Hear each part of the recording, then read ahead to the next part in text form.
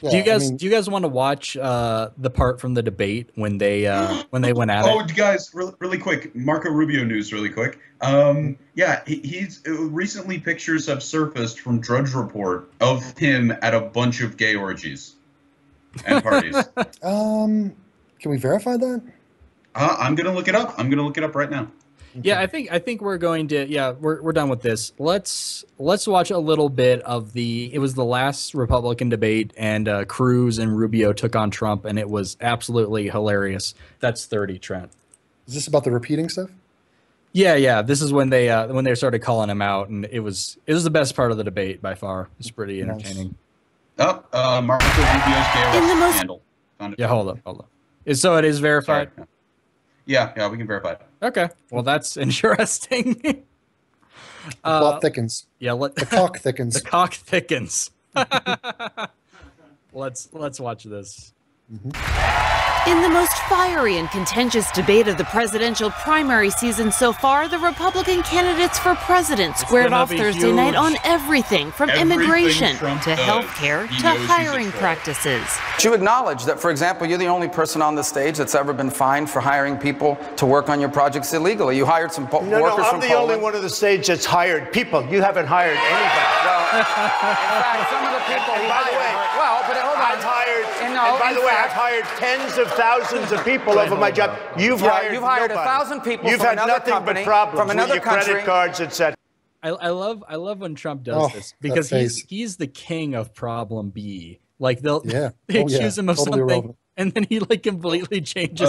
Audience, we have another face to caption right there. Trump. Oh yeah. Oh man, that's a powerful orgasm. He's coming deep into the podium. It reminds me of a line from Ace Ventura: Pet Detective, where the girl is talking to Jim Carrey, and she's like, "Jim, we got to solve this case. We're getting nowhere. You can't just sit here and mope around." And he's like, "Yeah, well, you're ugly." It's like, that is Trump. Yeah. He's got Ivanka down there. That's what's going on. Oh God! No, I just remembered who Ivanka was. Let's keep going. Let me say, with just days to go before the all-important Super Tuesday contests, Senators Marco Rubio and Ted Cruz piled on against frontrunner Donald Trump, looking to blunt his seemingly unstoppable momentum. In 2013, when I was leading the fight against the Gang of Eight amnesty bill, where was Donald? He was firing Dennis Rodman on Celebrity Apprentice. This is what we're going to have. Here's the guy that inherited $200 million. If he hadn't inherited $200 million, you know where Donald Trump would be right now? Selling watches in Manhattan. Here's the guy. Yeah, pause it. I don't understand why they didn't do this before. Like, this is literally your last debate, you dumb fucks. And you choose of all times, to pile onto this guy who has been whooping you consistently for months. Well, I'd say now it's more about distancing themselves from Trump than actually winning. Also, look at if they were really serious, they should have taken Ben Shapiro's advice on this 3,000 times that he gave it. If anyone wants to beat Donald Trump, they have to metaphorically kick him in the balls and call out every tactic that Donald Trump will use before he uses it. I like this because it's like the enemy of my enemy is my friend as long as they're bashing my enemy. And then afterwards, they're back to being my enemy.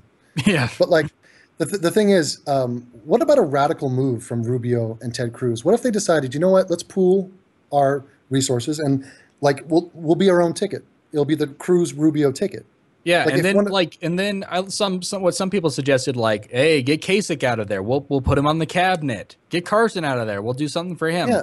But like, let's have one guy against Trump.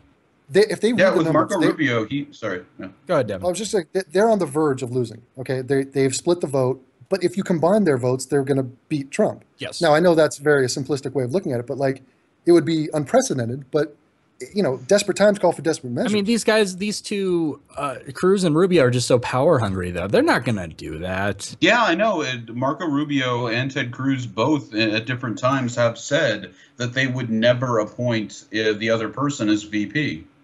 Oh, well, and the thing is, yeah, they're bashing each other and they're doing the negative thing. But by the way, I find all these people utterly repellent. And I'm like in a surreal world right now just looking at them.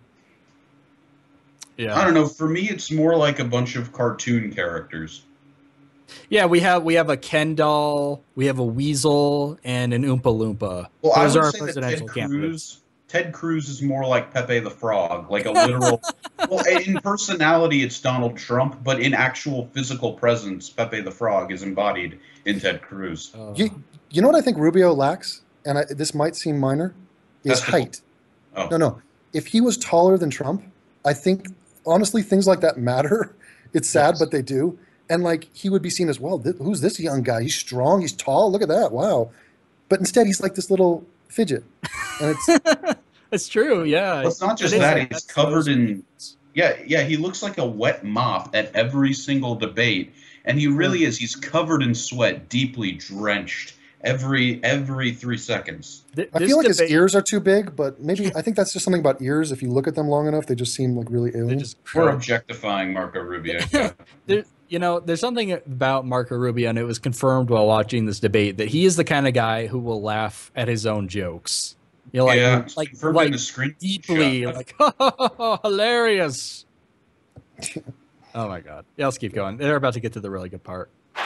That buys a house for $179,000. He sells it to a lobbyist who's probably here for $380,000, and then legislation is passed. Like you tell me about this guy. One of the most contentious exchanges of the night came when Trump mocked Rubio for his poor debate performance in New Hampshire. I watched him repeat himself 5 times 4 weeks ago. And I saw you repeat yourself 5 times 5 seconds ago. I watched him. Oh my God. That is legitimately funny. God, he is such a goddamn arrogant asshole.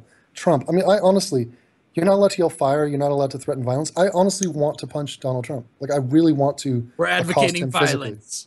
Yeah, no, honestly. Is that fair to say? Yeah, well, sure. yeah, no, that's fine. I mean, a bunch of liberal protesters have recently said that Trump needs to be assassinated, and they really want Trump to be assassinated. I mean, they openly say, like, it's okay if you kill Trump. We will not condemn you. If he became president, he would have the most assassination attempts of any president. Yeah. Guaranteed. I just want some Iraqi to throw their shoe at him, at least. Hit him right in his dumb face. That'd be beautiful. Let's keep going. Let's watch it. Meltdown on the stage like I've never seen anybody. I thought he came out of the swimming pool. I said, well, let's talk about your plan. Himself every night. It says 5 things. Everyone's dumb. He's going to make America great again. We're going to win, win, win. He's winning in the polls. And the lines around the state. Every night. The debate was less on policy than a raucous display of. That's great. That's so true. Yeah, I have to agree with Rubio. That's true. That's all he says. He repeats himself. And the sad thing, it's not sad that he repeats himself. It's sad that so many people like that, and they're like, yeah, that's good enough. I mean, what happened to the Republican Party? It used to not be like this. They used to be a respectful, like, smart people who had different opinions, but this is absurd. And it's like the last several decades, it's gotten worse. Well, like Rubio and Cruz, they're like trying to appeal. They're trying to appeal to the same voters who are going to vote for Donald Trump. It's like, those people have already made it clear what they want. They don't want any kind of intellect or nuance. There's the N-word. They don't want that. Yeah. They want some guy to come out there and be like, wall. Let's build a wall. Well, yeah, the worst thing, and I've said this many times, the biggest and most prominent thing holding back the Republican Party in modern day society in America is God. They use God as this epic thing to get them into these positions. And as a result, you have people like Donald Trump. As a result, you have people like Ted Cruz. As a result, you have people like Marco Rubio. You would not see this if they were running based solely on their ideas and they could not pander. Yeah, and here's the other thing. It's all about strength with these people. For me, the Republicans are like the Dothraki. And all they do, they respect who's the top dog, who's the alpha, who's the guy that's like, yelling everybody else down and bullying everybody else. So what they're doing right now is they're trying to kill Drogo. They're trying to kill the head Dothraki guy and be like, no, I'm the head of this tribe. But the problem is these guys are weak guys to start with. They're not that guy. Yeah, absolutely. I mean, Trump, I don't know how much of it is to put on in terms of the bravado, but I think he's just so convinced by it that he just is that guy. Ted Cruz is not a leader. Ted Cruz is a weasel. I mean, just look at him. Just look at Ted Cruz. Yeah. That is not someone who we should put in charge. I think Dude, we're it's actually Mr. Rogers. Yeah. Mr. Rogers.